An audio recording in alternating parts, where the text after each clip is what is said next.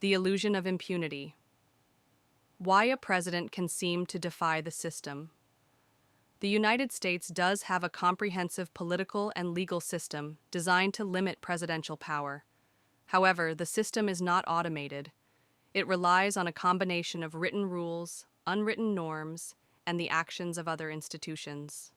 When a president is willing to test these boundaries aggressively, it can create the impression that they are above the law, even when they are not.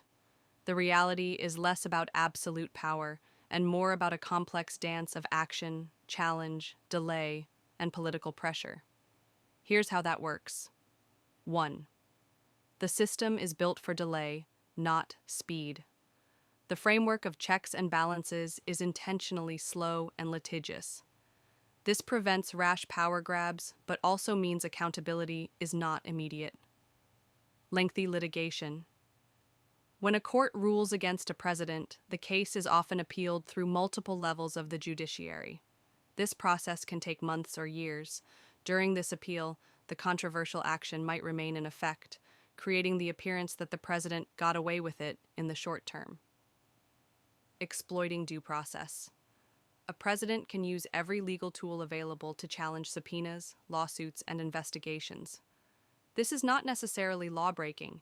It is using the system's own rules to delay accountability, often until a political or electoral context changes. 2. The enforcement dilemma. A court order is just words on paper until it is enforced. This is the system's key weakness. The executive branch enforces the law. The responsibility to execute court orders typically falls to the executive branch itself, the very branch the president leads. This creates a paradox. The president is often being told to enforce a ruling against himself. Limited power of the judiciary. Courts have no police or army. If the executive branch refuses to comply, the courts must rely on other actors, e.g., state officials, Congress, or the public, to uphold the rule of law. Forcing this issue leads to a constitutional crisis. 3. The power of political narrative and norm breaking. Many constraints on presidential power are not laws, but long-standing norms, unwritten rules of democratic behavior. The bully pulpit. A president can use their immense platform to shape public opinion, portraying the judiciary or other institutions as illegitimate, witch hunt, deep state. This can rally their political base and create intense pressure on other elected officials to remain loyal rather than act as a check on power. Defying conventions. Past presidents adhered to norms like respecting judicial independence and the apolitical nature of the Justice Department. A president who openly rejects these norms can act in previously unthinkable ways, and the system scrambles to respond with its slow, legal tools. 4. The shield of political allies. The most potent check on a president is Congress through impeachment. However, impeachment is a political process, not solely a legal one. Acquittal is likely with party support.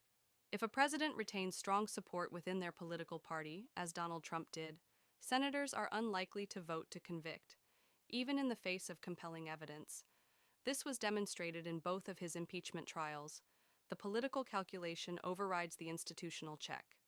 Conclusion: it's about delay, not defiance. In most cases, a president doesn't outright do it anyway, after a final court ruling.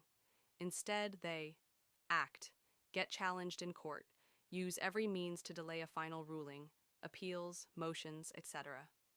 Use that time to shape the political narrative and pressure allies. The system eventually catches up, but often at a speed that feels futile against the daily news cycle. The perception of impunity arises because the consequences are slow-moving, while the actions are immediate and bold. The system is straining not because the rules are gone, but because the norms that greased its wheels have been removed, revealing just how much it relies on good faith and political courage.